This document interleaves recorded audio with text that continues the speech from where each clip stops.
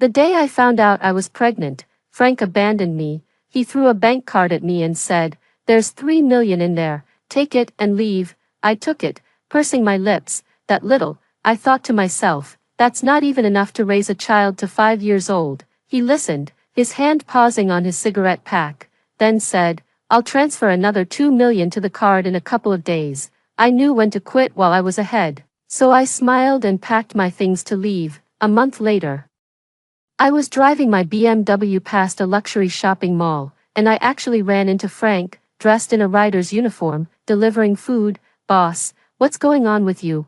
Are you filming a variety show?"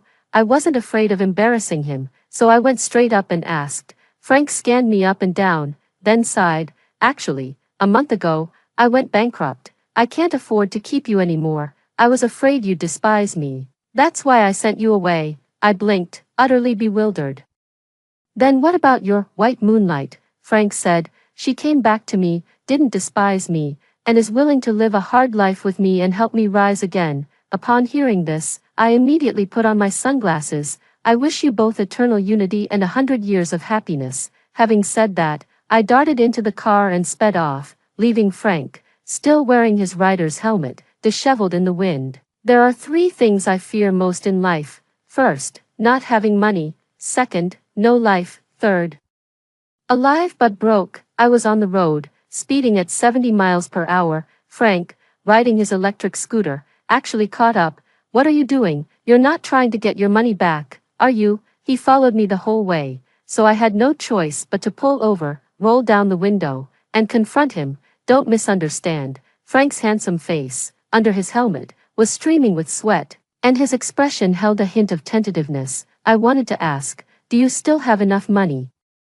Only then did I lower my guard. Barely. In the 2 years I followed Frank, he was always generous with me. Before, 5 million was just half a year's expenses for me. "Barely," Frank repeated, frowning as he asked, "Then would you go find other men?" I looked at the car ceiling and rolled my eyes. "Frank, instead of worrying about your ex's love life, you should worry about whether your orders will be overdue." With that, I closed the car window and drove away. This time, Frank didn't follow. Back home, my best friend Lucy messaged me, "OMG, the delivery rider who brought my food today was Frank." "Is that Frank, the one who bought you a whole wall of Hermes? Is he experiencing life?" I replied, "He went bankrupt, broke up with me last month, and is now delivering food to support his white moonlight." Lucy was speechless. How to put it? He's truly a man of deep loyalty and integrity. Lucy's father died young. Her mother is paralyzed, and with a low education. She makes a living by shaking bubble tea. Over the past 2 years, I've helped her out quite a bit. At the end of our conversation, I transferred another 50,000 yuan to her, but she backed out. "No need, Lily, I found a sales job. Starting next month, I'll be earning over 10,000 a month." I smiled, no longer exchanging pleasantries with her. After all, from now on, I also have this one in my belly to support. After that, I never saw Frank again. With the spare money I'd saved over the past 2 years, I bought a large apartment in a high-end residential complex. I hired a professional financial advisor to help manage the remaining money I usually keep to myself, rarely going out or ordering takeout. That day, after my prenatal checkup, I left the hospital. I actually saw Frank's white moonlight, Sarah, get into the back of a Maybach. Driven by curiosity, I followed her all the way in my BMW. I personally watched the car drive into a high-end villa complex. Wow, has Frank been cheated on? Driven by an even stronger desire for gossip, I waited in my car until evening. When I finally saw the Maybach drive out again, I followed it. This time, the car stopped in the city center. Sarah got out, and then hailed a taxi on the side of the road to leave. I followed them again. This time, we ended up at a rundown old place. Sarah got out of the car, entered the building, and went upstairs.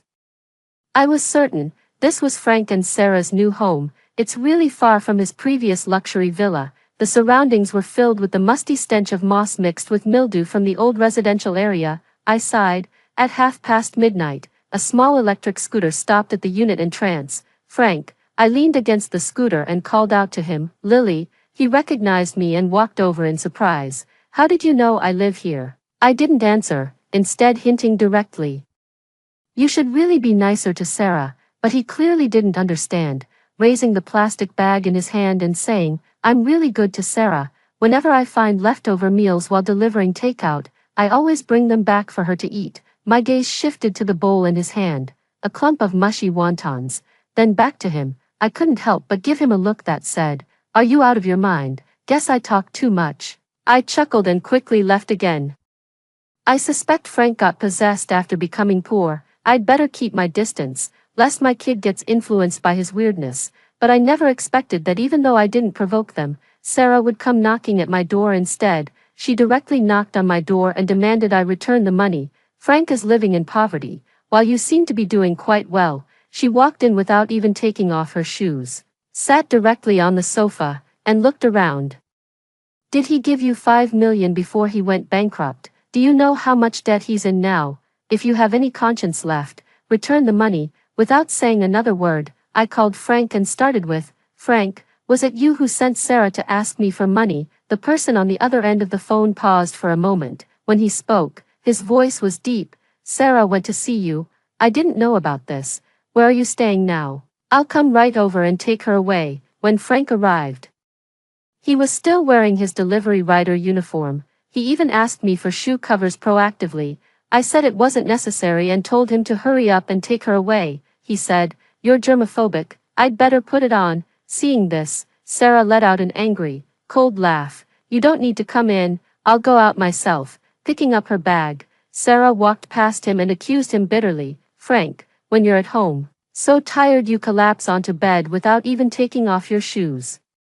When your socks are flung everywhere, did you ever think about me the way you think about Lily? With that, she ran off in tears. I stood leaning against the entryway with my arms crossed, Frank and I exchanging bewildered looks. After a long silence, I finally sighed and said, Anyway, you still need to pay attention to hygiene.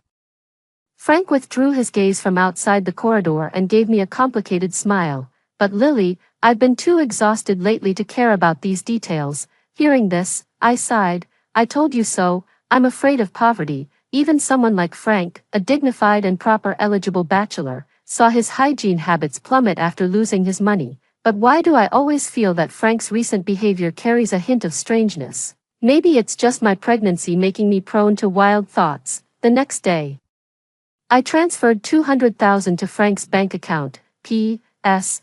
Never again. The price of a soft heart is too high. If I keep feeling sorry for others every time, who will feel sorry for me? A single mother. After transferring the money, I finally took a peaceful nap upon seeing the balance in my bank card. But ever since Frank found out my home address, takeout orders I never placed would mysteriously appear at my doorstep.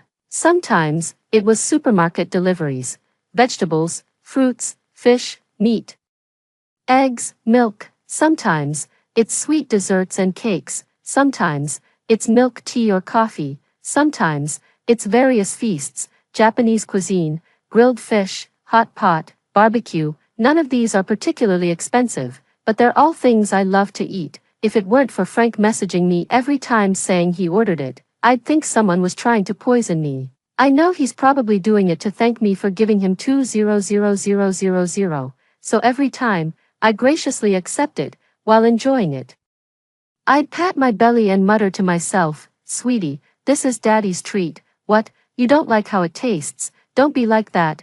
Your dad can only afford these right now. Just bear with it for now. Mommy will take you to a Michelin-starred restaurant tomorrow. But when I actually sat in the Michelin-starred restaurant, savoring the exquisite dishes prepared by the chef for me, I couldn't help but picture Frank sitting across from me, dressed in a tailored suit, presenting a velvet box like a treasure, gifting me a ruby necklace. From the very beginning of our relationship, I knew Frank had an unforgettable white moonlight, his college crush, Sarah. But later, he didn't win over the goddess. Instead, he turned his focus to his career, and with a ruby necklace, he won me over. I thought it was because I was truly afraid of being poor, from a remote mountain foot where even navigation couldn't find me.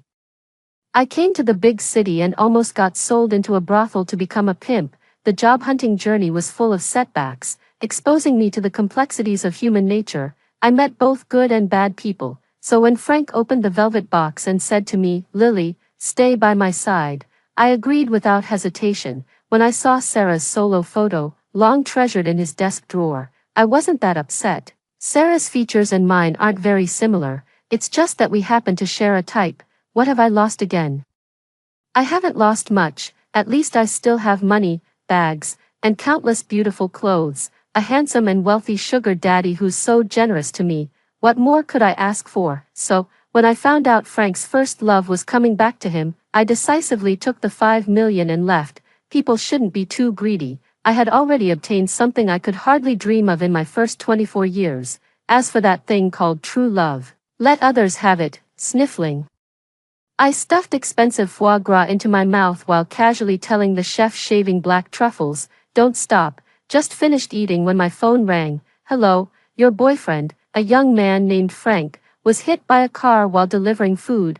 Please come to the hospital right away." When I arrived, Frank was lying on the hospital bed, in good condition and fully conscious. Seeing me, his frown relaxed. "Lily, you're here." I looked him up and down, only spotting a bandage around his ankle that wasn't even as wide as my palm. If I'd arrived any later, wouldn't it have healed already? Frank scratched his head. "Sorry, Lily, I passed out at the time, and the medical staff unlocked my phone with facial recognition. They took the liberty of calling you." I put my hands on my hips. "Why didn't they call Sarah? Isn't she your current girlfriend?" I'm so pissed. I ate too much just now. Drove like crazy all the way. Then ran up here. Now I've got a damn stitch in my side. I'm pregnant, you know. Frank stopped laughing, a trace of bitterness flickering across his features. He explained, "In my contacts, your name is still saved as Baby." I listened, took a deep breath, and said nothing more. As I walked out carrying my bag, I happened to bump into Sarah rushing over. When she saw me, she merely sneered but surprisingly didn't mock me. Even accompanying me to the hospital entrance, I opened the car door.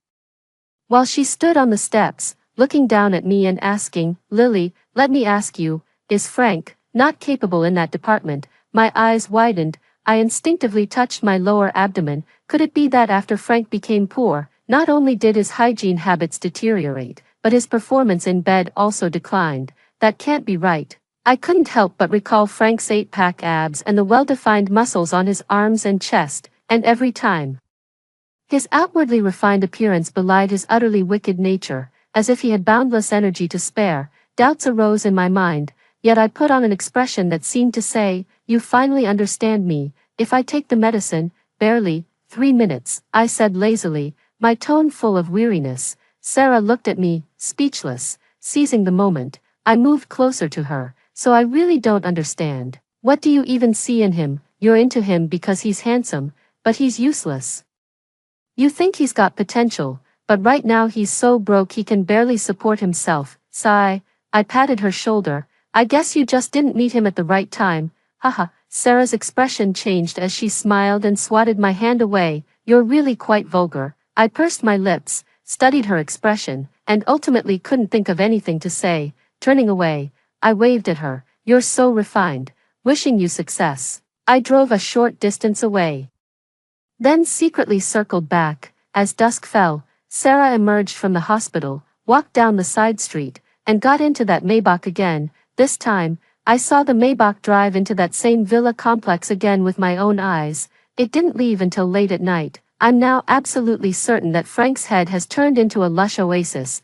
Driven by some inexplicable emotion, I returned to the hospital and stepped back into the ward. This guy is sound asleep. I put my bag down, sat on the edge of the bed, and started groping him all over. As I kept touching him, I gradually felt his body temperature rising, and a certain part of him was also dutifully standing at attention. I breathed a sigh of relief, but the questions in my heart grew even stronger. Just as I was about to withdraw my hand and stand up, my wrist was suddenly gripped by a force.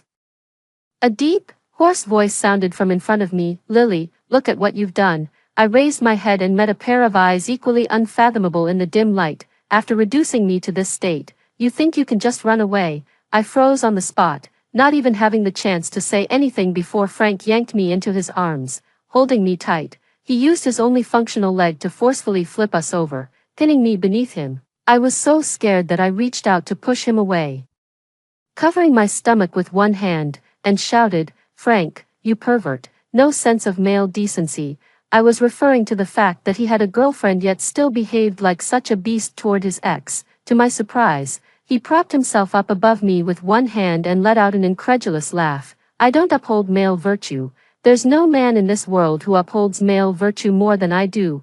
Then why don't you step aside? I placed my elbow horizontally against his chest, adopting a defensive stance, yet he showed no intention of moving aside. Instead, he looked me up and down with those eyes that could make even a dog feel adored. To make matters worse, he reached out to touch my face, then slid his hand down and pinched my waist. Trembling with fear, I heard him click his tongue disapprovingly above me. Have I been ordering too much takeout for you lately? I think you've gained quite a bit of weight.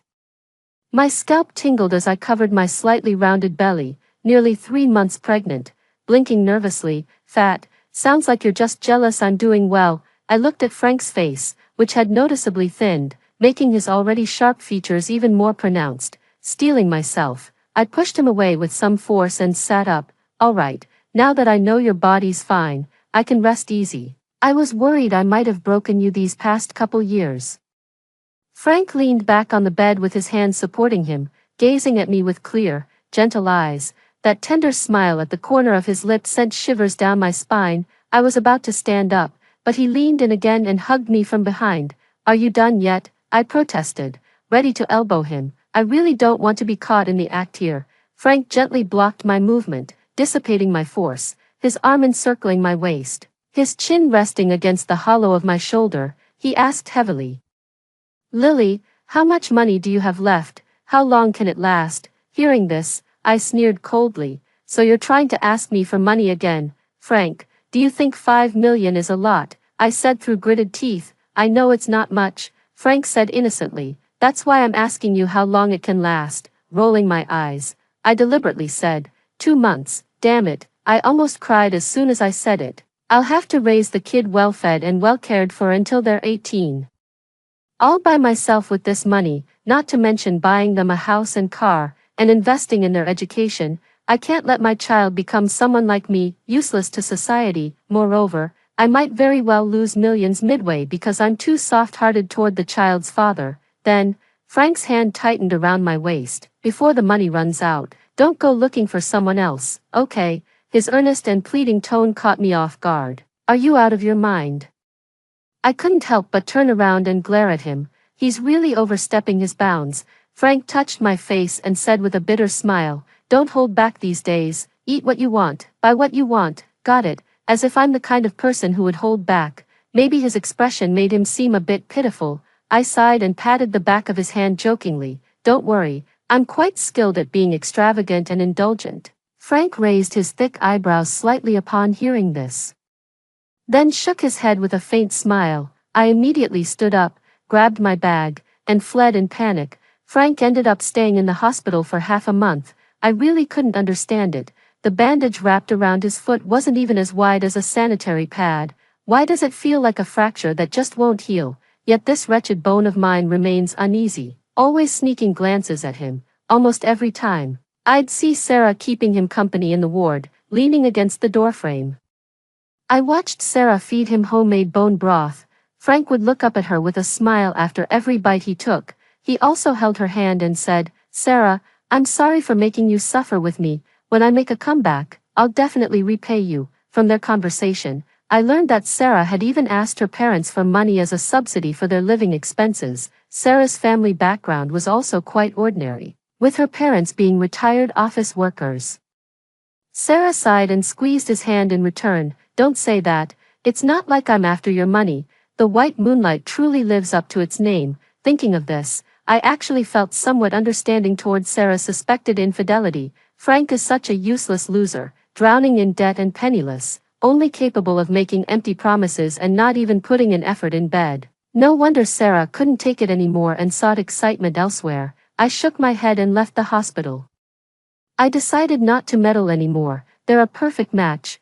One willing to hit, the other willing to take it. Besides, the only person Frank has left now is Sarah. What should I do if I find out I've been cheated on and can't handle the shock?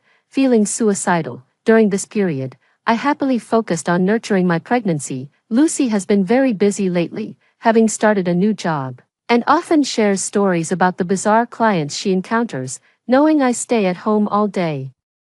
She occasionally invites me out on weekends and suggests I make more friends. I licked my ice cream cone and gazed at the sky without saying a word. Lately, I've been feeling sluggish, and I just can't seem to muster any energy. It's like there's a hollow space inside me. Oh, by the way, my company is hosting an agent conference in a couple of days. It's a fancy 5-star hotel banquet. We can all bring guests. Want to come? Lucy coaxed me gently, adding that all attendees would receive a generous gift bag. There might be gold inside, or high-end skincare products. I finished my ice cream cone, nodded, and said, "Let's go. Isn't life all about seeking joy? I can't just stay at home all day, feeling down and out." That day, I deliberately dressed up, put on makeup, and wore a little black skirt I hadn't worn in ages. My barely noticeable baby bump was hidden under the loose skirt, so no one could tell I was pregnant. In the hotel banquet hall, I was sitting at the round table feeling dizzy from hunger, but who would have thought that Lucy's boss, a tall, handsome man in a suit standing at 185 centimeters, would suddenly walk over to me. Upon seeing this, Lucy immediately stood up and said, "Hello, Mr. Wilson." The man addressed as Mr. Wilson leisurely took Lucy's seat and turned to me, saying, "My name is Wilson. I've noticed you for quite a while now. Would it be an honor to get to know you?" Covering my full stomach, I instinctively sucked in my belly. Wilson rested one hand lazily on the table, a silver watch peeking out from his cuff. Vacheron Constantine, a limited edition global release. I swallowed hard and glanced at Lucy. She stood beside Wilson, and after her initial shock, she winked at me with an encouraging look. I looked at the handsome Wilson and smiled. "Sure, my name is Lily, nice to meet you." Wilson tapped the table lightly with his slender fingers, offering a faint, polite smile. "Miss Lily, are you free this afternoon? I'm hosting a tea party at my private villa in the suburbs. If you're interested, I'd be honored if you could join me." Seeing my hesitation, Wilson looked up at Lucy. "Is Lucy your friend? She can come too." Lucy immediately widened her eyes. "Can I go too?" As soon as she finished speaking, Wilson's assistant walked over carrying 2 handbags and handed them to me and Lucy. I opened the exquisite gift box to find a solid 100-gram gold bar inside, along with a complete set of La Mer skincare products, a small token of appreciation. Wilson said softly beside me, "Miss Lily wouldn't look down on it, would you?" "Of course not." I immediately closed the gift box and stood up holding it. "Mr. Wilson is too kind. If there are more events like this in the future, be sure to invite me often." Wilson's smile widened. Lucy and I followed behind him, stepping out through the hotel's grand entrance. Just as the Maybach glided up, a figure suddenly approached across the hotel plaza, dressed in a food delivery rider's uniform, helmet on, carrying a takeout bag in hand. "Looks like he came to deliver food to the hotel, Lily." Frank frowned and called out to me. He walked up to Wilson and me, his sharp gaze sizing me up. "What's your relationship with him?" Frank was about the same height as Wilson and just as handsome, however, dressed in his rider's uniform. Standing before Wilson in his bespoke suit, his presence seemed slightly diminished. I cleared my throat lightly, avoiding eye contact. Just as I was about to say something, a hand reached around my waist, giving me a slight pull. "Wilson." My back stiffened slightly as I heard Wilson beside me chuckle softly. "Frank, what's this? Do you know this lady?" Now, it was my turn to be surprised. "They know each other too." Frank said nothing, his clear gaze fixed on Wilson. Amidst the subtle atmosphere, certain conjectures, combined with recent strange events, took root and sprouted in my mind. At that moment, Frank reached out and grabbed my wrist. "Lily, don't go with him. What's it to you?" I deliberately shook off his hand. "You're bankrupt. Can't I find another sugar daddy?" As if surprised by my bluntness, even Wilson beside us froze for a second. I struck while the iron was hot.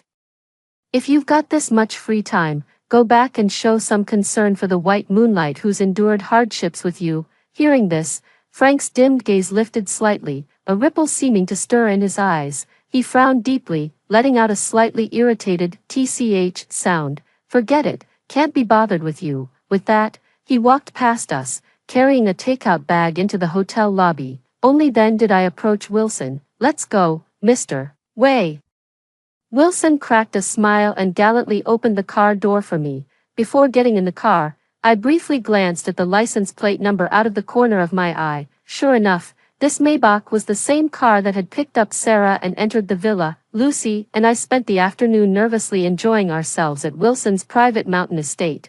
Throughout, I dared not show any sign of abnormality, but in the end, when Wilson sent a car to take us down the mountain, we still encountered a special situation. The Forestry Bureau needs to temporarily close the mountain. There's no other way. We'll have to inconvenience Miss Lily and your friends to stay at the villa for a few days. I pretended to nod regretfully, letting him think I believed his excuse. All right, sorry to trouble you, Mr. Way. I'm used to luxury, so please give me the highest spec suite. The bed must be no less than 3 meters wide, with genuine silk sheets and duvet covers. Also, I'm not accustomed to simple meals. For 3 meals a day, please have chefs certified by the World Association of Chefs Societies prepare my food. As for ingredients, ordinary ones won't do. They must be freshly airlifted from abroad daily, whether for main courses, fruits, or vegetables. Entertainment is essential too. I enjoy watching football, horse racing, and swimming. I see you have football fields, racecourses, and swimming pools here, with plenty of professionals. Organizing a demonstration match for me every day shouldn't be a problem, right? Lucy stood behind me, utterly dumbfounded. At this moment, she truly believed that I had been thoroughly steeped in a life of luxury and extravagance. The more Wilson listened, the more pronounced the smile at the corners of his mouth became. Of course, he nodded. We wouldn't dream of mistreating Miss Lily. After Wilson left, I quickly sent a message to Frank, then deleted it and turned off the screen. A few days later, my phone was indeed unexpectedly lost. When Wilson found out, he had someone deliver a brand new iPhone 17 to me. The following period passed peacefully and comfortably, with Wilson never showing up. The entire mountain was under tight surveillance by uniformed personnel and vehicles. I remained completely at ease, spending my days either wandering aimlessly or indulging in food and entertainment. In just half a month, I gained 5 pounds. But Lucy seemed unable to stay still any longer. That evening, she deliberately came to find me. Lily, she said timidly, sitting beside me but not daring to meet my eyes, I want to confess something to you. Hearing this, I removed the gold foil face mask I was wearing and sighed. Speak. Lucy pursed her lips. Actually, Mr. Wilson bribed me. That's why I brought you to the distributor conference, so he could lure you up the mountain. I narrowed my eyes as I listened. Lucy lowered her head even further. Do you know why he asked you to do this? I crossed my arms and leaned against the headboard as I asked her. I thought he wanted to keep you as his mistress. After saying this, she lowered her head again. I thought that since Frank went bankrupt, I was worried you'd have a hard time, so I agreed to his request. I was stunned. Look at what a great friend she is. Sigh, frustrated, I said. Now, you finally realize his intentions weren't pure, yeah. She scratched her head. He's kept you locked up here for so long but never once entered your room. That seemed off to me, so I decided to come clean. Perhaps noticing my enigmatic expression, she gathered courage to sit closer and asked curiously, Lily, did you already figure something out? I heaved a sigh from deep within my chest. I'm just making conjectures too. We'll probably know in a few days whether my guess is correct. The facts prove my guess was correct. A week later, just after finishing breakfast, I was about to lie down on my 3-meter-wide bed for a morning nap. From halfway up the mountain slope beneath the terrace outside the window, a considerable commotion arose. Not only were there voices, but faint police sirens could also be heard. My heart had just clenched when the suite door was suddenly slammed open with force. I was so scared that I hid in a corner of the balcony. Why isn't anyone here? Mr. Wilson said she usually takes a nap at this time and wouldn't go out. Search more carefully. If we don't have her under our control, the Campbells won't go easy on us. The Campbells, who would have thought? Frank, a self-made man, actually has family backing. Sure enough, I'd become a hostage. However, on the day I had this suspicion, Frank understood my hint in front of Wilson. He showed only a slight concern for me, then immediately walked away. This allowed Wilson to relax his guard a little, trapping me on the mountain, intending to probe for a while longer. This probably also bought Frank time to develop discreetly, although I still don't know what he's been quietly developing. All I'm sure of now is that after he broke up with me, he was indeed testing the waters with Sarah. Whether he was pretending to be stingy, or unhygienic, or bad in bed, Sarah surprisingly stuck by him through it all. Adding to that, Sarah had repeatedly gotten into Wilson's Maybach. She was likely Wilson's spy, placed near Frank to try and get something from him. All the suspicions, at this moment, formed a closed loop. I took deep breaths. The people inside were still rummaging through everything, looking for me. I looked down. The terrace was about 1.5 stories above the ground. Below it, there was a hedge. Be a little flexible, move slowly along the low eaves. That should be fine, right? I clutched my slightly bulging belly, having made some kind of decision. Only the strong are worthy of being my children. I stood up, just about to climb down, when from inside, the sound of fists meeting flesh reached me. Immediately after, the patio door was pulled open. My heart pounded. I dared not look back, and with one leg, I swung myself over the railing. A pair of strong arms embraced me from behind, pulling me back from the railing, accompanied by a shout. "Lily," I gasped, as if granted a reprieve, and my eyes welled up. Frank turned me around, gripped my shoulders, and scrutinized me from head to toe with a tense expression. "You're incredibly brave. You actually dared to jump off a building." He finally wasn't wearing his rider uniform. Instead, he wore a black shirt, his hair simply styled and swept to one side, revealing his handsome eyes and brows. At this moment, those eyes and brows were gazing deeply at me. "Woo woo woo," I cried loudly, hugging his neck and burying my face in his embrace. "Frank, I don't want them to catch me, silly Lily." He stroked my hair, laughed at me, and picked me up by the waist, carrying me indoors. As we reached the doorway, he gave me a little bounce. "You greedy cat, what have you been eating lately? You've gained weight again, haven't you?" I pouted and snuggled into his arms. "Just simple stuff, nothing as good as the takeout you order for me." Frank raised an eyebrow. "Simple stuff? You've almost eaten them out of business." Knowing he was exaggerating, I didn't argue with him. I snuggled into his neck and whispered, "Frank, I'm pregnant." The man stopped, froze for a few seconds, then looked at me with surprise and joy, and asked excitedly, "Lily, when did you find out?" My finger traced circles on his exposed collarbone. "The reason I left so decisively back then was because I needed to use your money to raise our child. I don't want our baby to end up as societal scraps like me. I want to raise them to be a societal elite, and that's going to cost a lot of money. You won't blame me, right?" I smiled, my eyes curving into crescents. Frank touched my forehead with his tone serious. "Lily, do you have any idea how dangerous that was? You should have told me then." "How could I tell you? You were the one who insisted on sending me away." I rolled my eyes at him and leaned my head on his shoulder. Frank tightened his arms, took a deep breath, and pulled me closer to him again. "I'm sorry, Lily, there's a reason for this, and I'll explain it to you." "No need to explain, I understand. Clever as I am, of course, I've already figured out the whole story." Frank chuckled, carrying me downstairs, asking as he walked, "Then tell me, why did I do it?" I looked up at his sharp jawline. "Wilson, is he your business rival?" Frank raised an eyebrow, a hint of surprise in his expression. "Good, keep going. Did you go bankrupt because of his malicious competition?" I said, pushing his face away. "Don't look at me with that adoring gaze. You have an alias. You're the young master of the Campbell family, and Wilson arranged for Sarah to approach you with ulterior motives, didn't he?" Frank's eyes curved, and the corners of his mouth kept rising. He looked at me approvingly. "You truly are my Lily." I proudly lifted my chin. "After 2 years with you, I've learned a lot through observation." Frank, in a cheerful mood, carried me out of the mountain resort hotel's main entrance and over to the fountain. A group of uniformly dressed people had already formed a circle around the car. "Young master," one of them, with a calm demeanor, stepped forward. "Wilson has fled, and Sarah has been detained by the police." "Understood." Frank nodded. "For the rest, cooperate with the police. All the evidence I have is with my lawyer." In front of the car, a bodyguard opened the car door. Frank set me down and sat in as well. He leaned in, hooked the back of my neck, and pressed his forehead against mine. "Lily, you are not society's scraps." As he spoke, he took my hand.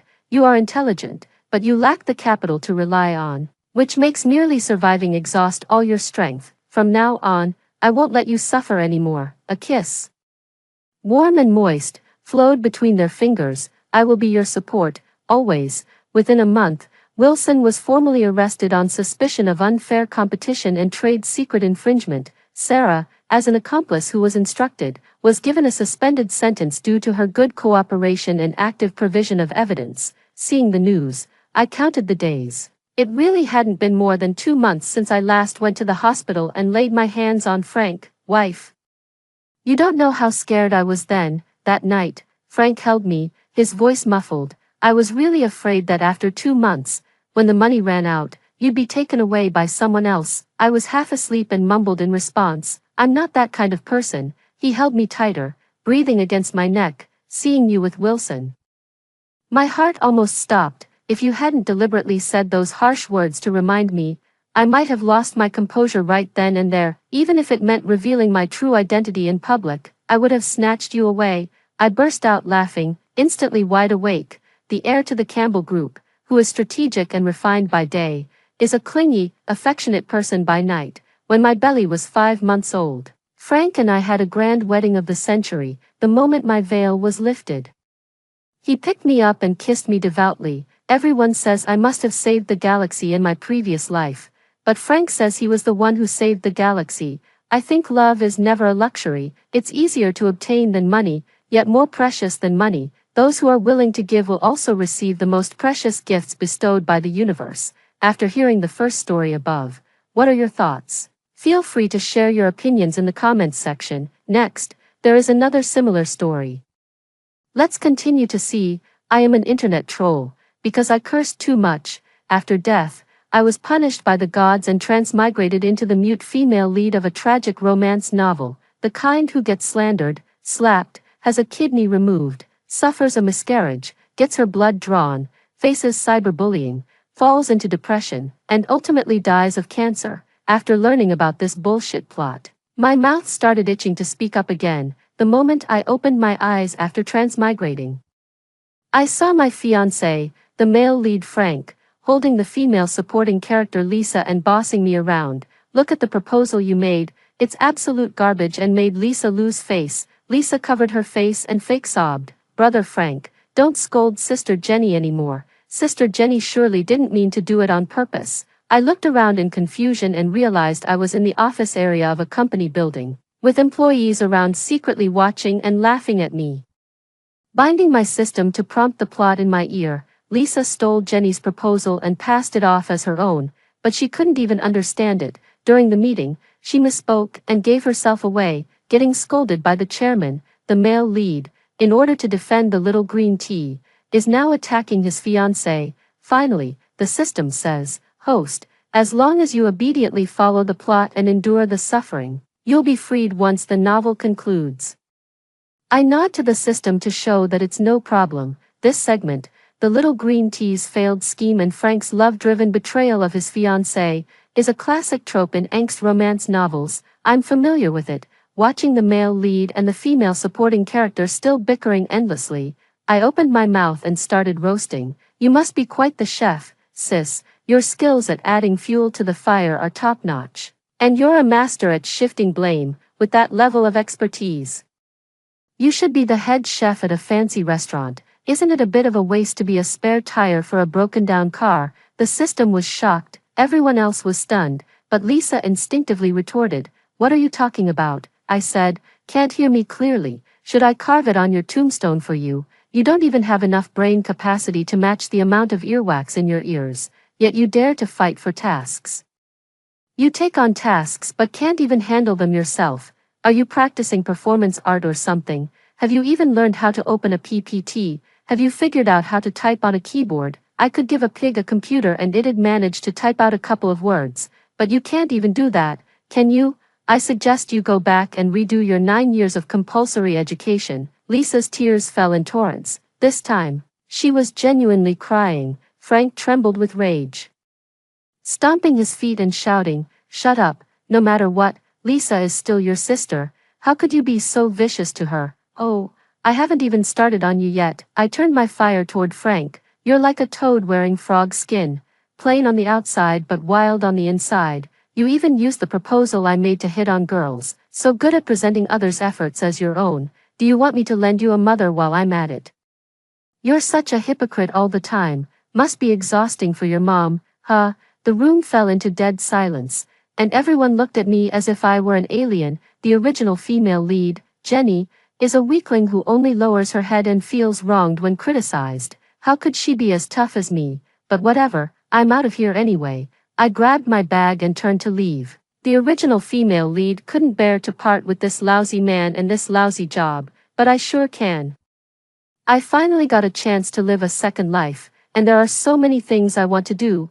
I don't have time to waste on them. Frank was shouting frantically behind me, Jenny, get back here and apologize, otherwise, the engagement is off. I stopped in my tracks and turned to look at Frank, who wore a confident expression. Get on your knees and apologize to Lisa, and promise you'll never do it again, then kowtow 3 times, and we'll let this go. Frank used calling off the engagement to control the original female lead throughout the story, but would I be afraid of that? I asked sincerely, don't you have a mirror at home, or are you just lacking self-awareness? Everyone was shocked. Frank was shocked. I shook my head regretfully. If I were a scrap collector, I'd definitely find you precious. What a pity, but you and that trash picker next to you would make a perfect pair. She's got strong teeth and isn't picky. You two are a match made in heaven. Don't ever separate. Without her, you'd never find someone so shameless. After saying this, I tossed my hair and walked out of the company building feeling refreshed. The system muttered in disbelief. That can't be right. The comments under this novel all say the female lead is timid and doesn't speak up, so how can she talk? I smirked arrogantly. You only read the comments and not the content, didn't you? Serves you right for being careless. After leaving the company, I rushed to the hospital for a checkup. The report showed that both my kidneys are intact, my uterus is stable, and I only have a slight case of breast nodules. Overall, it's not a big issue. I heard that the original female lead died of breast cancer. To avoid getting so angry that I developed cancer, I've decided to spend this life actively confronting people and creating a pleasant and comfortable state of mind for myself. The system stubbornly tried to persuade me.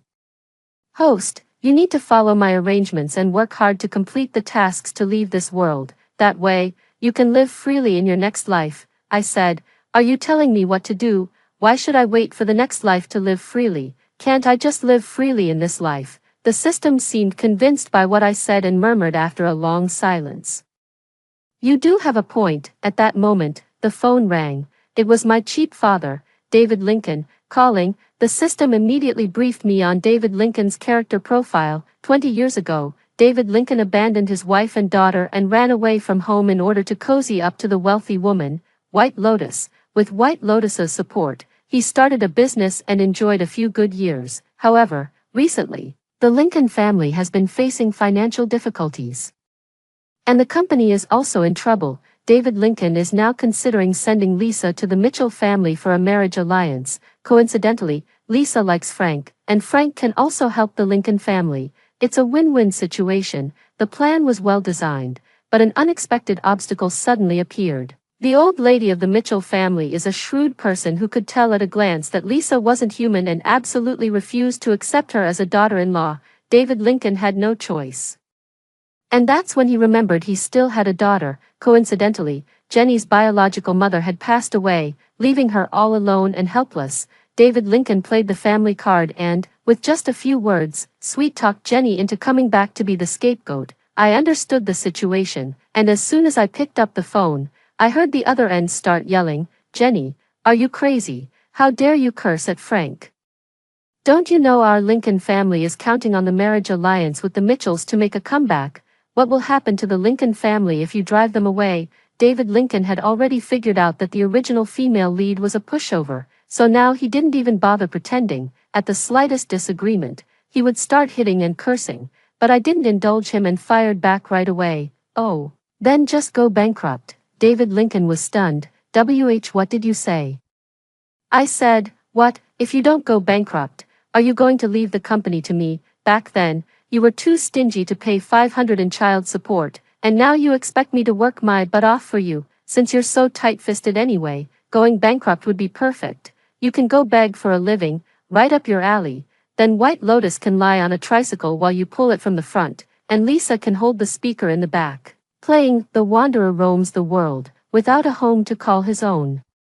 How does that sound? David Lincoln roared. I'm your father, how dare you talk to me like that? I said, oh, I wouldn't dare claim such a family connection, there's a species barrier between us, if I hadn't learned animal language, you still wouldn't be able to communicate with me. Alright, I've got things to do, I'm afraid if I say any more, you'll get so worked up you'll jump over the wall. After I finished roasting him, I hung up and blocked his number. The relief was so great it felt like 2 knots in my chest had loosened, the system was stunned. So you really are this good at roasting people? I wasn't done yet, so I kept going with the same energy. You systems have nothing better to do. Do you live by the sea to meddle in everything, even how I shit and fart? You're like a little turtle falling into a salt jar, way too idle for your own good. If a manure cart passes by your door, would you even take a spoon to taste how salty it is? If you love playing the hero so much, why not go to the underworld and help King Yama mark the book of life and death? The first name you should cross out is your own, because no one is more annoying than you, and the author who wrote this book has the IQ of 2 pigs, because 1 pig isn't enough to describe his stupidity. Even Tofu has a brain, but he doesn't. If a zombie opened his skull, it would sigh in disappointment. When I have money someday, I'll send you all to the best hospital to treat your above-the-neck disability. The male lead is even worse.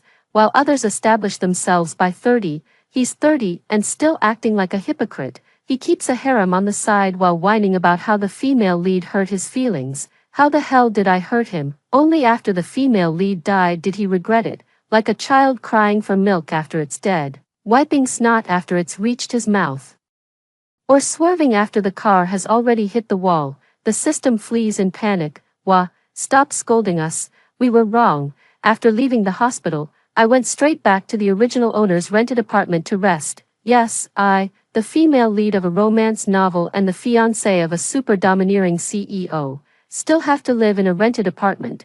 What a moral decay. Where is the humanity? Where is the social bottom line? And where is the key? I searched through my bag but couldn't find it. So I started asking the system. The system timidly reminded, this part of the plot is, after being humiliated by Frank during the day, you stayed up late working on a proposal for Lisa. When you got home late at night, you realized you'd lost your keys. You went to Frank for help, but he thought you were deliberately trying to seduce him and kicked you out, leaving you freezing outside. I said, stop. The system was shocked. I glanced at the wall and casually made a call. Hello. Is this the locksmith? The system was shocked. I slammed the phone and banged on the wall. If only the female lead's IQ were as big as her shoe size, she'd know that calling a locksmith is more reliable than relying on a man.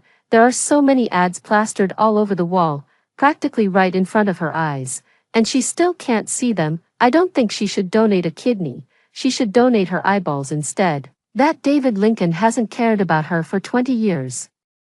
And just by playing the victim, she dares to come back and take someone else's place in marriage. I think her brain is either full of shit or piss. When I send you all to the mental hospital, I might as well take Jenny along too, but I suspect she'll be harder to treat than any of you. Others harm others without benefiting themselves, but she harms herself to benefit others, with such a spirit of self-sacrifice. Even the giant Buddha would weep and make room for her. The system sighed.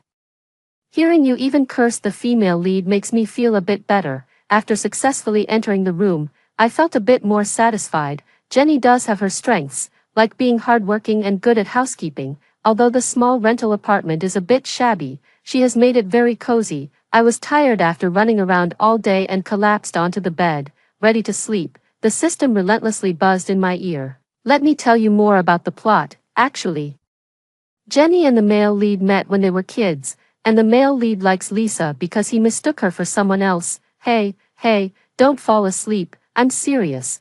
The later part where the male lead chases his wife through hell is quite satisfying. You should reconsider. Listening to the system's noisy chatter, I drifted into a deep sleep at some point and didn't wake up until the next morning.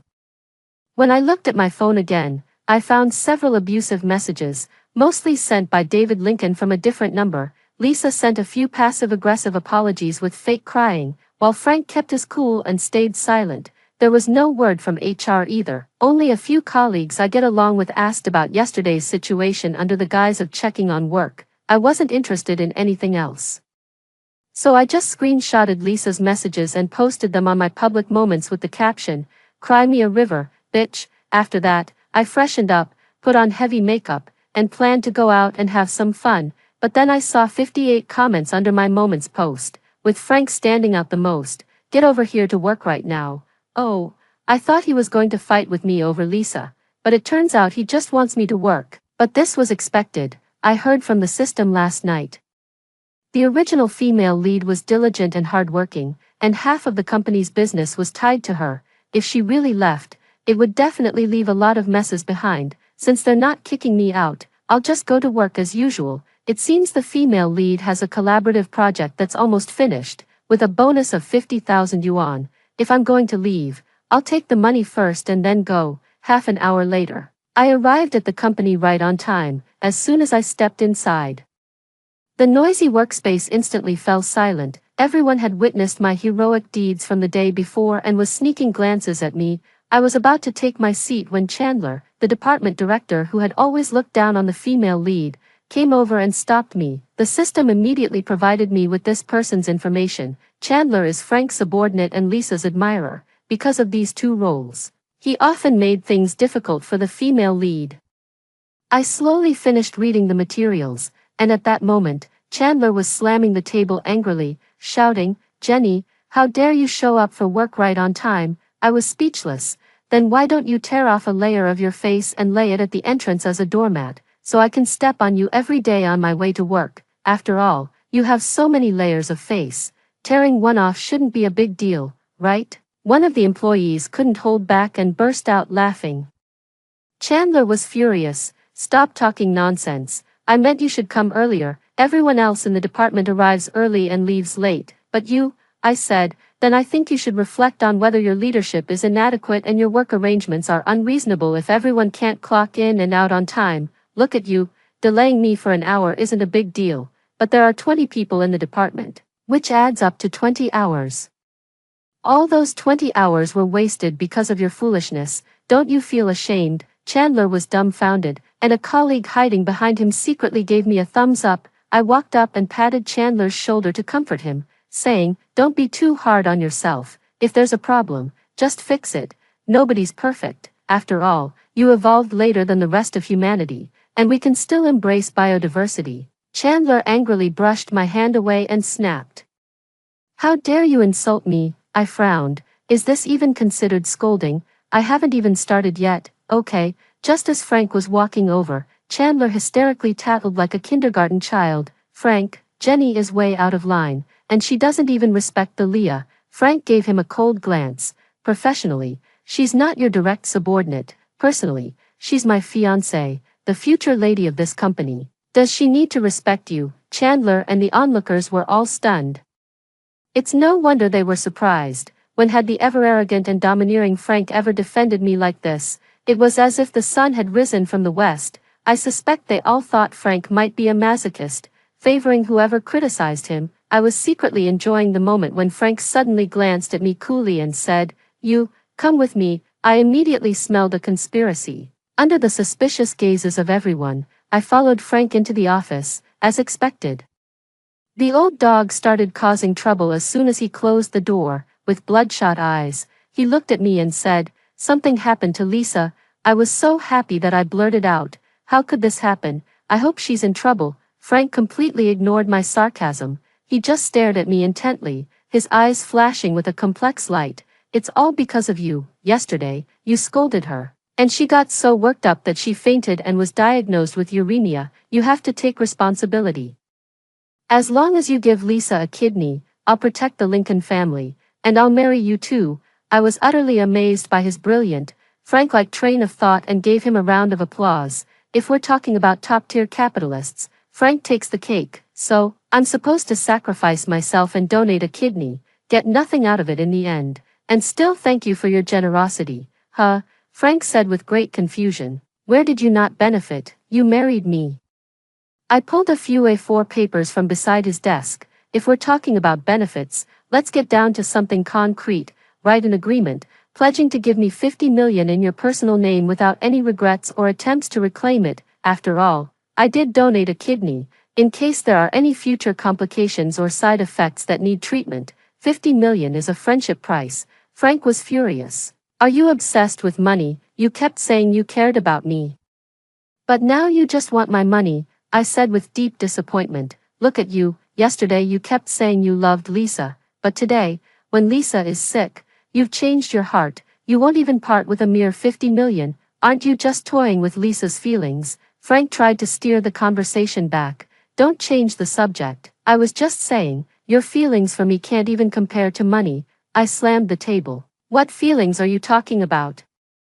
It's just a lousy arranged marriage. What more do you want? The air fell silent. Frank stared at me in disbelief for several seconds before finally murmuring, You're not Jenny. At that moment, I really thought I was about to be exposed. Could it be that this fool, who seems like an idiot, is actually a genius? It's not impossible. After all, he is the male lead. But the next second, Frank narrowed his eyes slightly, and his chiseled face revealed a mix of 3 parts indifference, 4 parts sarcasm, and 5 parts mockery. The you right now is just a facade you've put on. Deep down, you're still obsessed with me and unwilling to let go, I said, shocked. Frank, did you think that by acting indifferent, you could attract my attention and favor? How naive. Yes, I was indeed too naive. For the first time, I, who have always been unbeatable in verbal battles, felt mentally exhausted. After all, insulting someone who can't understand a word doesn't bring any sense of accomplishment. My first negotiation with Frank ended on a sour note. At that moment, I was truly speechless. After thinking for a while, I suddenly raised my hand and slapped him across the face, then took advantage of his shock to turn around and run away. The system was so angry it yelled, I told you to follow the plot earlier, but you didn't. Out of the entire story, the female lead only slapped someone once, and you just had to be the one to do it. I wasn't convinced either. What did you say yesterday? Wasn't Lisa faking an illness part of the mid-story plot? How did I run into it as soon as I got here? The system said. How dare you say that? It must be because you recklessly altered the plot, causing the supporting female character to adjust her strategy. I'm warning you. If this continues, your mission is going to fail. I fell silent for a moment and reflected on myself. It seems I need to adjust myself as well. I can't just casually curse at people like this anymore. The system was very happy at the time, thinking I was willing to turn over a new leaf and start afresh. But the adjustment I mentioned was just about putting my plan to run away on the agenda. If uremia has already arrived, can kidney harvesting be far behind? Frank is a potential criminal. I need to get out of here as soon as possible to stay safe. After that day, I started working hard like the original female lead, hoping to finish the project as soon as possible, get my commission, and leave. During this time, Frank and Lisa's family took turns, harassing me 800 times a day, using all kinds of tricks, but no threats, bribes, or sob stories worked on me. I stayed firm and responded to every situation the same way. Whoever bothered me, I'd let them have it. The benefit of doing this is that no one in the company dares to mess with me anymore. Those who admired Frank, flattered Lisa, or took pleasure in suppressing the original female lead no longer dare to cause me trouble. Life has become incredibly smooth sailing. The dog system initially tried to persuade me earnestly to follow the plot. After realizing I was completely unyielding, it started slacking off, doing nothing all day and taking pleasure in listening to me scold people. A week later, the project at hand finally reached its conclusion, and I submitted my resignation letter to the company. Frank, worn out from worrying about Lisa's condition, looked at me for a long moment before finally signing the resignation form with resignation. Hand over your tasks to manager Lou. At the latest, you can leave in a month. It seems Frank has learned his lesson, knowing that going against me will only get him criticized, so he won't say any more nonsense. I was satisfied and was about to leave with the report when he suddenly called me back. Jenny, you've signed this project to FY Group. There's a dinner tonight to discuss some collaboration details. You should go. Consider it a good way to wrap things up before you leave. I agreed. Although I may not hold back with my words, I still have professional integrity. I'll do the work that's expected of me. But 6 hours later, standing in an empty villa in a formal dress and heavy makeup, I just wanted to call myself an idiot. Frank, that legal illiterate, that potential criminal, he tricked me into coming here and locked me up. I mean, folks, the original work didn't even have this imprisonment trope. How come there's an extra project added later? Just then, I heard footsteps behind me. I turned around and, sure enough, it was Frank making his grand entrance. I cooperatively voiced a soul-searching question. What exactly are you trying to do? What am I trying to do? I just want you to behave and stop making a scene, Frank said in a deep, breathy voice that sounded as if he were physically drained. Slowly moving closer to me, he tugged at his tie with one hand, one eyebrow slightly raised, the corner of his mouth curling in the opposite direction, revealing a sly, captivating smile. Playing the game of playing hard to get too often can backfire. Isn't it just the position of the Fu Group's young mistress? I can give it to you, but for now, you'll have to pay a small price. He emphasized the word, price, and threw away his tie, then began unbuttoning his shirt. I backed away step by step in horror, tightly covering my mouth to keep from vomiting. It's so greasy, too greasy, I'm physically nauseous. Dude, you can't just resort to underhanded tactics just because you can't out-insult me. The dog system eagerly cheered on. Host, insult him. Roast this damn pervert to death. I'm speechless, the system said. Host, unleash your ultimate move. Where's your chain of killer techniques? Quick, send his ancestors 8 generations back to their graves with style. Poke his weak spot. I trembled with fear. No, I don't dare. After all, he's legally ignorant. What if he thinks killing isn't a crime? The system said. Seriously, I thought you weren't afraid of anyone. I said, is it possible that even though I'm a troll, I'm not a desperado? The system was silent for a long time. Then it spat out 3 words. Dream shattered. I said, what do you mean? Your dream is shattered. My dream is shattered. I heard that other people's systems come with cheat codes, like points, item shops, and newbie gift packs. Give me one of those, the system said.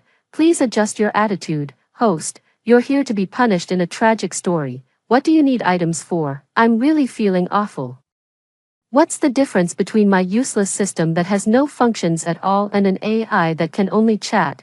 By the time Frank walked up to me, he had already taken off all his clothes. Piece by piece, he slightly spread his arms, flexing his chest, abs, and biceps, and said, woman, are you satisfied with what you see? I was speechless. The system sighed, its tone tinged with pity. Anyway, the scene is all set up now. Why don't you go with the plot of forced possession and an unwanted abortion?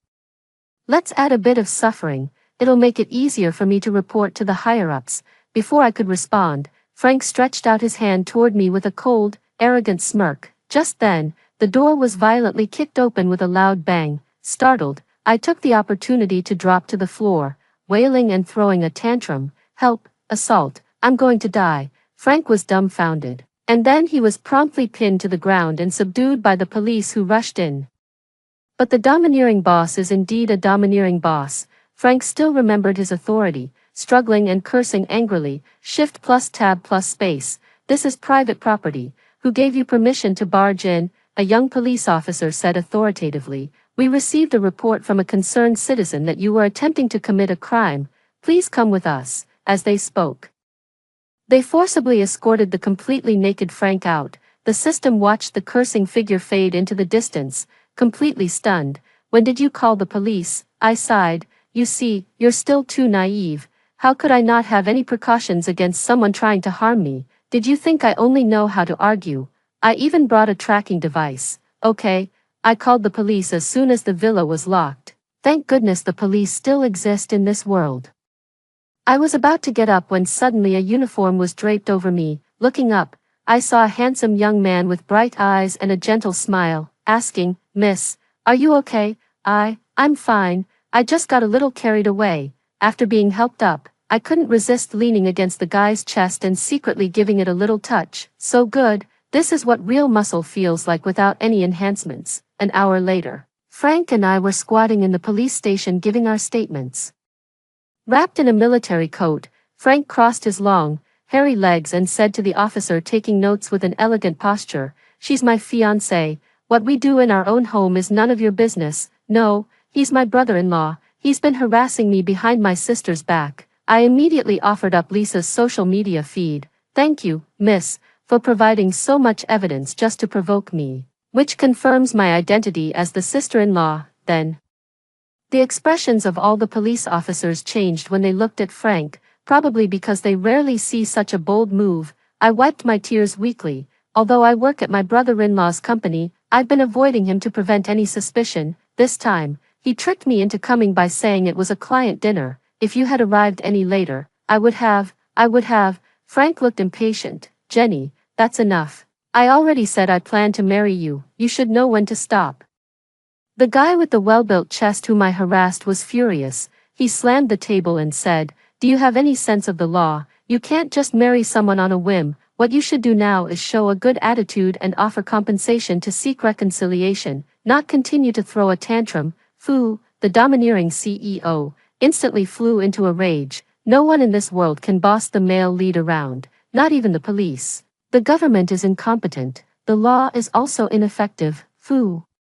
The domineering CEO slammed the table and stood up, delivering that classic line, "Watch your tone.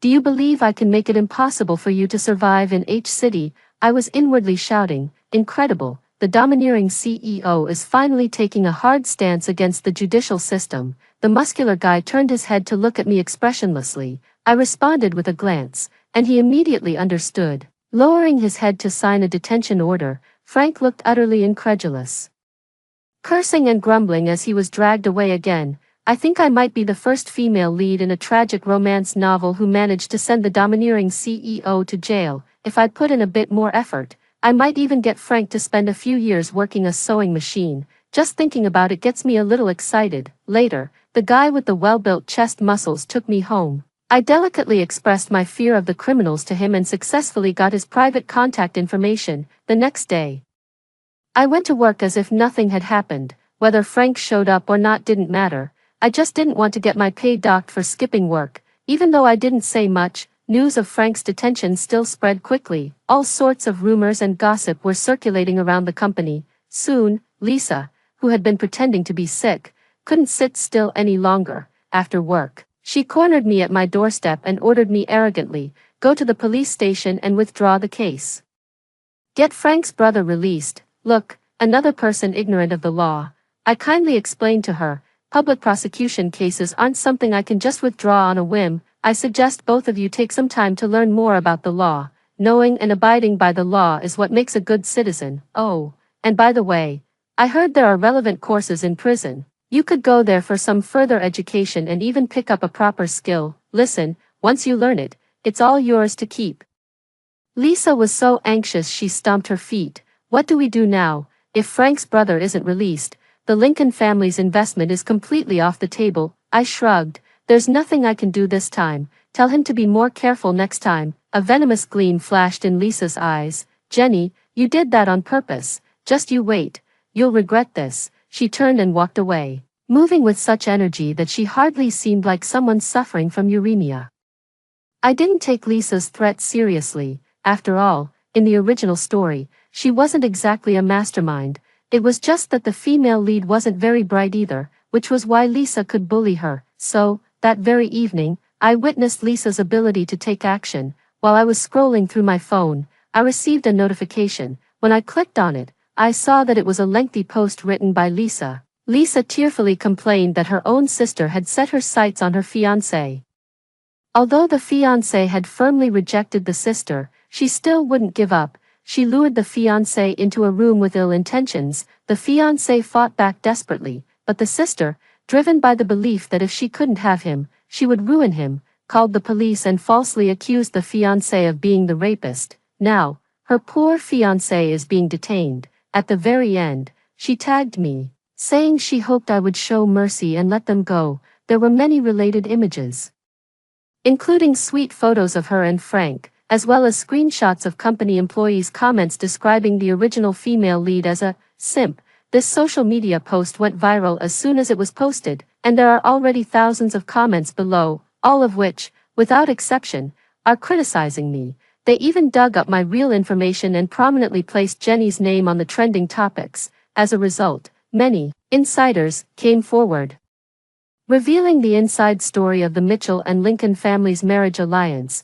portraying me as the troublemaker who ruined both families. The outraged netizens furiously attacked my private messages and comment section, with the foul language being too offensive to read. I was trembling all over, couldn't even hold my phone steady, and tears were streaming down my face. The system, seeing me like this for the first time, hurriedly tried to comfort me. "Host, don't be afraid. It's just online bullying, we'll find a way to deal with it." I wiped away my bitter tears and said, "No, I'm just too excited, this plotline has finally arrived." The system was shocked. "Who am I?" "I am an internet troll." "The internet, troll, the internet is my camouflage. I can curse at will without worrying about getting beaten up." I pulled out the original owner's long dusty wireless keyboard, like a veteran returning to the battlefield to pick up his sword and start wreaking havoc. "I'll clarify things when I have the time." Netizen 1, "This kind of person is so disgusting, going after her own sister's husband, and the worst part is he doesn't even want her." "A simp," laughing to death, I said. "Seems like your stomach is so messed up that you lost your brain in the toilet. Otherwise you wouldn't be spouting such brainless nonsense. This kind of trash is exactly your type. Why don't you take him, slice him up, and split the pieces?" Netizen 2, "Shameless homewreckers get what they deserve. Go die." I said. "Silly child, what are you talking about? If I die, you'll become an orphan." Netizen 3, "How could a big company's boss be interested in a woman like her who throws herself at him? She has no self-awareness at all." Smile, I said. "Did you install a GPS? Do you know your place? Have you collected enough trash in your neighborhood?" Netizen 4, "Unbelievable. She's not even ashamed and is still cursing online. This really shatters my worldview." I said. "How sheltered are you to have your worldview shattered so easily? Are you a product of the scrapyard? Then you better hide. The person above you collects trash, so watch out or you'll be taken away too." I said. "Come on, why are you cursing so slowly? Is your vocabulary so limited that you need to look up words in a dictionary?" In the end, everyone's focus shifted entirely. "No, how is she typing so fast? Why is she cursing so quickly?" Refreshing the page and there are already 7 or 8 new comments. "Is she an octopus in disguise? This is ridiculous. She barely uses any profanity when insulting others, so reporting her is useless. The bot doesn't even recognize it. Don't bother." Person above. I successfully reported a few of her comments, but I've given up now. "Do you really think you can report as fast as she can type? == I battled through the night with my keyboard, outlasting wave after wave of night owls, and finally achieved a complete victory as dawn broke." I looked at the densely packed comments under the relevant topic, all bearing my ID, and felt a sense of pride. The system sighed helplessly. "You seem to be having a great time on your own. I guess I worried about you for nothing." I replied. "What do you know? This is a healthy way to release negative emotions and avoid breast hyperplasia," I said, stretching lazily, and ordered myself a luxurious breakfast as a reward, then began organizing the evidence at hand. For example, those provocative text messages Lisa sent to the female lead. For example, the messages Frank sent while manipulating the female lead. For example, the accusations they made together to pressure me into donating a kidney to Lisa. I can just take it and use it directly. Sigh, no wonder there isn't a single character in this book with an IQ over 90. Both the protagonist and the supporting characters are too easy to deal with, and it's just not satisfying. I had just sighed and posted the clarification on social media when I heard a knock at the door. The system jolted. Holy crap. Could it be that you've cursed too much and someone found your address? I didn't dare to open the door rashly and anxiously paced around the room, searching for a handy tool. Before long, I heard a man outside shouting with a powerful voice, "Is anyone there? Who ordered the spicy crayfish?" Me.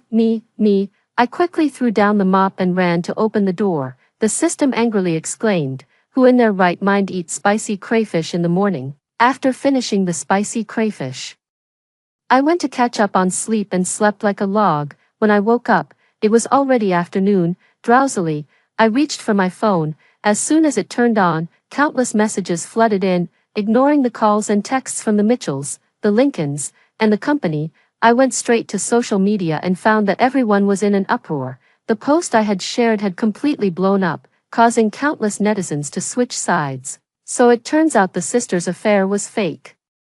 But the younger sister stealing her brother-in-law is real. How shameless can these two be? What kind of trashy novel is this playing out in real life? And they're even forcing someone to donate a kidney, someone with legal expertise. Please educate them on how many years they get for this. This domineering CEO cured my gold-digging mindset. Suddenly, I realize I don't love money that much after all. I value my life more. Help, everyone. Am I the only one cringing so hard I could dig a hole through my shoes? This is so cringy. Are these lines something a human could even come up with? Just typing out the words, "I'll marry you if you donate a kidney," makes my stomach churn. Am I the only one who doesn't feel sorry for Jenny? She could have just presented the evidence directly, but she had to scold me first. How unfair is that? Angry. I suspect the reason she didn't clarify earlier was because she was so furious with the scumbag and the green TB*TCH that she just wanted to vent her anger by lashing out. Smirk. Since I had previously criticized everyone quite harshly and didn't exactly come out on the losing side, no netizen was willing to apologize to me after the incident was clarified. However, the enraged crowd preferred to channel their anger into attacking others. They swarmed into Lisa's account in waves, spewing profanities, forcing Lisa to disable the comments section, so everyone then moved to the official advertisements of the Fu Corporation, lining up to unleash their vulgar insults. Thanks to the efforts of the vast number of netizens, all three of us ended up trending on social media, occupying several hashtags. Hashtag Frank Jenny Kidney Donation Gate, hashtag Marry Me If You Donate a Kidney, hashtag Sister Spray Bottle Kidney Donation, hashtag Sister Spray Bottle Raged All Night, hashtag Sister Spray Bottle Flooded the Square for 6 hours, hashtag. I was thoroughly amused and frantically took screenshots to commemorate the moment. Oh my god, they even gave me the nickname Sister Spray Bottle. The internet trolls in this world really have no manners. They're almost as bad as me. The system sighed. This is too outrageous. In the original work, the cyberbullying arc lasted for over 50 chapters. And even after the female lead died, she was still being harassed. But in your case, it didn't even last 24 hours, I said. My reaction is what a normal person would do. How many people in real life would endure endless malice without reason and without any bottom line, like the original female lead? At that moment, my phone rang again. Seeing that it was the company's HR number, I answered, and they immediately told me to pack my things and resign. I guess the online backlash was too intense, and the company couldn't handle it anymore. I hung up the phone and saw that there were still 2 hours left until the end of work. So I quickly hailed a taxi and rushed over. Perfect. While Frank is away, I'll quickly pack up my things and get out of here. But to my utter surprise, as soon as I rushed into the office, I saw Frank reprimanding the employees. He looked exhausted, and the employees didn't dare to make a sound. I was frozen at the door and asked the system in astonishment. Wait, it's only been 2 days. How did he get out? The system said. Let me see. Oh, the plot shows he's been released on bail. Makes sense, with so many business rivals watching him. If he doesn't step up to take charge soon, the other Mitchells might stage a coup. I clicked my tongue in amazement. Tisk tsk, indeed, no matter what world it is, money power is the most formidable. The system gloated again. Actually, Frank was essentially set up by Lisa, I said.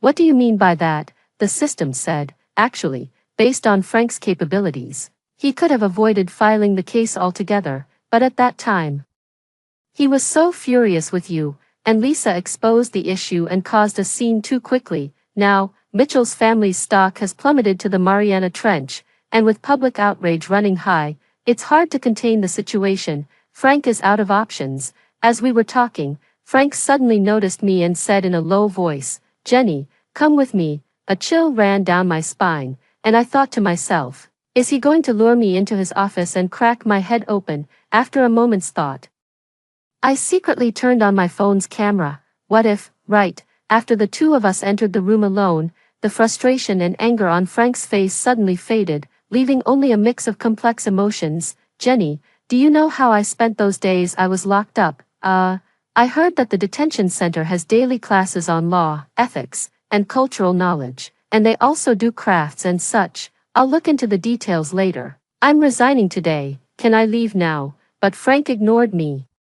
Completely lost in his own world, continuing on his own. During those days, I was alone in the room, with nothing around, extremely quiet. At that time, I wasn't thinking about the company's impact or Lisa's illness. Damn, I'm going to report him for not participating in the detention center's group activities.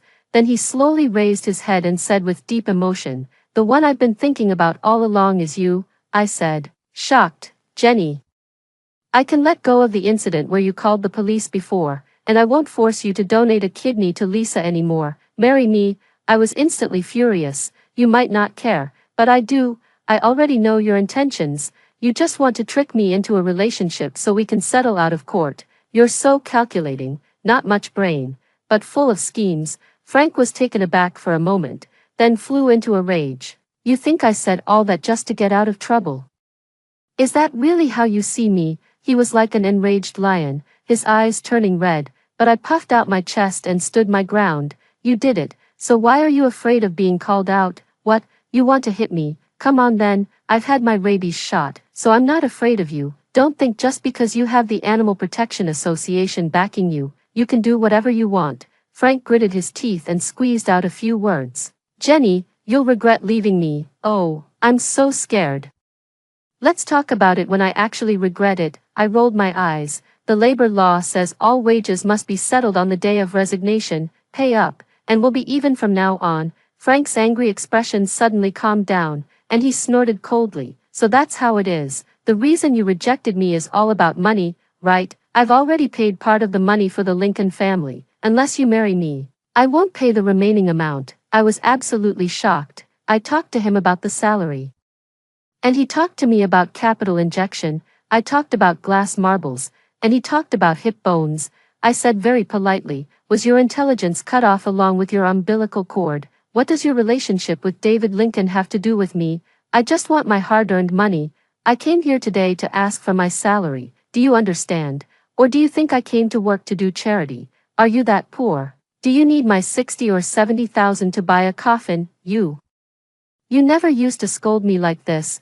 Frank gritted his teeth in resentment. "I already said I wouldn't let Lisa interfere with us anymore. What else do you want? Do you really want me to kneel and apologize to you? No, no, no. It's not your fault. It's your parents. If they could just sleep properly at night and not cause trouble, they wouldn't have ended up with someone like you, with an underdeveloped cerebrum and a completely undeveloped cerebellum.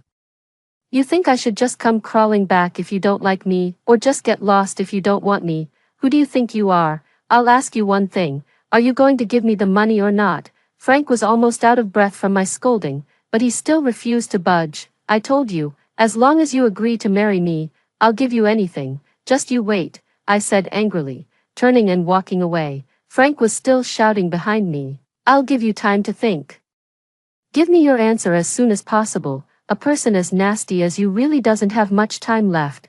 Then I slammed the door of his office, shattering the decorative glass. After leaving, I cursed wildly with the system. "That old scoundrel is withholding wages. May his whole family die horribly." The system timidly said, "Have you ever considered that his attempt to keep you just now, promising you everything, might have been sincere?" I said, "Excuse me.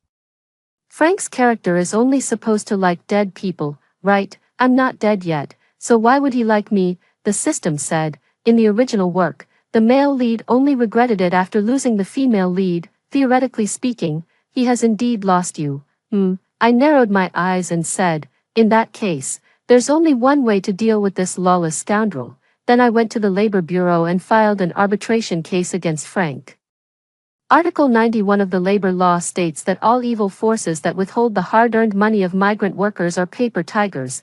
After leaving the Labor Bureau, I casually posted the video of my failed wage claim online to expose it. The incident with Lisa last time gained me quite a few followers, and as soon as I updated my social media, everyone quickly shared it, but the tone was a little different. When others expose unfair treatment online, they receive sympathy and comfort. When I share my misery online, I just become a laughingstock, day after day. Spray bottle sis provides so much entertainment, even though she's pitiful, I just can't bring myself to feel sorry for her. Ha ha ha, that line, "You just want to trick me into dating you so we can settle out of court," had me laughing my head off. Magic defeats magic, greasiness defeats greasiness. Sis, your offline performance isn't as stable as your online one. Is it because you can only curse at one person at a time, so your combat power is reduced? Dog head, sis, please start a class. Those of us who cry at the slightest argument need you to teach us the way. Teary-eyed. Not only are regular netizens laughing at me, but even the big verses are reposting with captions like, ha ha ha. Watching the increasingly cheerful atmosphere online, I started to question my life. I said, this doesn't make sense. Why do so many people rush to defend Lisa when she exposes something, but when I do, all I get is, ha ha ha, the system says. Is it possible that you just don't look like the one being bullied? Be honest with yourself. Does a person who can curse at others for 6 hours straight, holding their ground against all comers, really deserve sympathy? I'm tired, let it all burn. Fortunately, these netizens are fair in their judgments. Whether I deserve sympathy or not, it doesn't stop them from disliking Frank. As expected, the official Mitchell Corporation account was flooded with toxic comments. He was already out on bail, and now with this incident, the Mitchell family is in even more trouble. The hashtag #FooCorp wage theft also trended. Many short video creators are making a big deal about the secrets behind Capital. While science popularizers are meticulously analyzing every law Frank violated and advising people on how to handle similar situations, the situation is looking very positive. Additionally, many brands that had collaborations with the Fu family have terminated their contracts to maintain a positive image, and the Mitchell family stocks have been falling repeatedly. The system helped me find out about Frank's current situation, which is said to be no better than the last emperor of the Qing dynasty. Not to mention the financial losses. He doesn't even have time to harass me anymore, as he's barely clinging to life. What's even funnier is that Lisa has also run into trouble, since she threw mud at me online last time but ended up being exposed by me instead. She has been hiding and hasn't dared to show her face. She must have been feeling stifled during this time, so she sneaked out to go shopping, only to be spotted and photographed by netizens. Her feigned illness was also exposed, naturally drawing another wave of criticism from netizens, but that's not important. The Lincoln family matter can be set aside for now. What really matters is that I actually received a collaboration offer. The other party is a self-media blogger with 8 million followers who wants to interview me, offering a fee of $300,000 for 2 days. At that moment, I not only doubted the world, but I also questioned my own mental state. Even a troll like me can get gigs like a celebrity. I was flattered and asked what I needed to do, but they told me to just be myself. There was just one thing: try not to swear, as editing it out is quite a hassle. Alright then. The interview recording turned out to be quite successful. Once the video was released, it immediately garnered over 6 million shares. And my newly created account on the platform was flooded with a large number of followers. They all said that I speak in an interesting way and think quickly, but honestly, I think it's just average. It wasn't until a few companies privately messaged me asking if I wanted to sign a long-term contract that I realized, with my current level of traffic, I could be considered a minor internet celebrity, since I was also unemployed at the time. I chose to join a company with relatively flexible conditions. The new job is a bit easier than I imagined, and the company doesn't give me many script requirements. I mostly improvise. Netizens have expressed that they like my persona, which is quite normal. I like myself too. My life and work have gradually fallen into a steady rhythm, and everything has stabilized. Not long after, Frank's public prosecution case was about to go to trial, and with the media frenzy online, I gained a small boost in popularity again. On the eve of the court hearing, the Mitchell family's lawyer approached me, hoping I would sign a letter of forgiveness. Normally, I wouldn't agree, but along with the letter came a large sum of compensation from Grandma Mitchell. The system had informed me about Grandma Mitchell's situation. The elderly lady was in poor health, living in a nursing home, and likely didn't have much time left. It was this very lady who had a keen eye and chose me, chose the original female lead, to be her granddaughter-in-law. It's safe to say that all of Jenny's suffering began with Grandma Mitchell, but the old lady herself had good intentions, and she was never the one who hurt Jenny. Besides, I was genuinely short on money, so I agreed to her request and signed the letter of forgiveness. In the end, Frank received a lenient sentence of 3 years and is now serving time, while the Mitchell family's estate was taken over by a collateral branch. The first thing the new head of the family did was to pay me the wages and commissions that were owed, along with additional compensation. Looking at the payment, I remarked to the system, TSK, the difference between people is just too vast. Look at this person's vision. Frank really can't compare. The system replied, I have even more interesting news. It said that the new head of the Mitchell family has cut off the Lincoln family's funding. The Lincoln family was already on the verge of collapse, and the funds Frank injected earlier have now gone to waste. I slapped my thigh. That's great, since I don't get a share of the profits anyway, it might as well go bankrupt. Just then, the doorbell rang. I opened the video intercom of my new house and saw David Lincoln standing outside, looking both worried and angry. Speak of the devil and he shall appear. I pressed the talk button and asked, What brings you here, old man? David Lincoln instantly switched to an ingratiating smile, pressing his face close to the camera and saying, Jenny, you're home, I just came by to see you. I clicked my tongue in annoyance. Get to the point, I'm busy. David Lincoln looked awkward for a moment but held back his frustration. Jenny, you know things aren't going well at home, and the project has run into some trouble. You probably wouldn't understand even if I told you. But you're on good terms with the new head of the Mitchell family, right?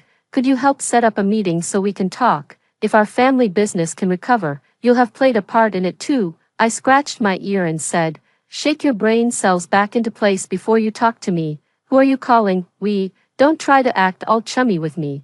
What did you say? No way. He still hasn't gotten used to the way I talk. I said, Can't hear me because the signal's bad at the gravesite. Want me to stick an antenna in the dirt for you later? When it rains and a few big lightning bolts strike, maybe you'll even resurrect on the spot. David Lincoln was gasping for breath, unable to speak. Seeing how miserable he was, I softened my tone and comforted him. All right, it's not a big deal even if you really go bankrupt. If all else fails, just find a job. I heard the city's armed police brigade is recruiting police dogs. Your whole family is so human-like. You could give it a try. David Lincoln kicked my door twice in anger and then stormed off. I wonder if he'll come back to harass me after leaving this time. I ended the video and asked the system, quite puzzled, what do you think David Lincoln is thinking? Even if I'm somewhat famous, I'm just a small-time internet celebrity who got popular by accident. The money I make might seem like a lot, but it's actually less than what the driver for the new Frank earns. How could he possibly think I could connect him with the new Frank? Does the author of this story have any logic, or even basic common sense? Have they ever experienced the real world? Did they go to school or take their meds? The system said indifferently, maybe this type of story is purely about suffering for the sake of suffering. The author doesn't care whether the values or logic make sense. I've never understood it anyway. I pouted and said, I don't get it either. And I don't want to understand it in the future. The system said, by the way, your mission has completely collapsed. After you die, your soul will enter the cycle of reincarnation like everyone else. Don't you regret it at all? I retorted, isn't it a good thing to follow the same path as most people? I do like to be unconventional in what I do, but when it comes to life and death, it's better to go with the flow. The system chuckled, you're right, I wish you a pleasant life in this world. After hearing the two stories above, what are your thoughts? Feel free to share your opinions in the comments section. Looking forward to hearing from you. If you liked this story, don't forget to like it, share it, and subscribe to my channel. See you next time.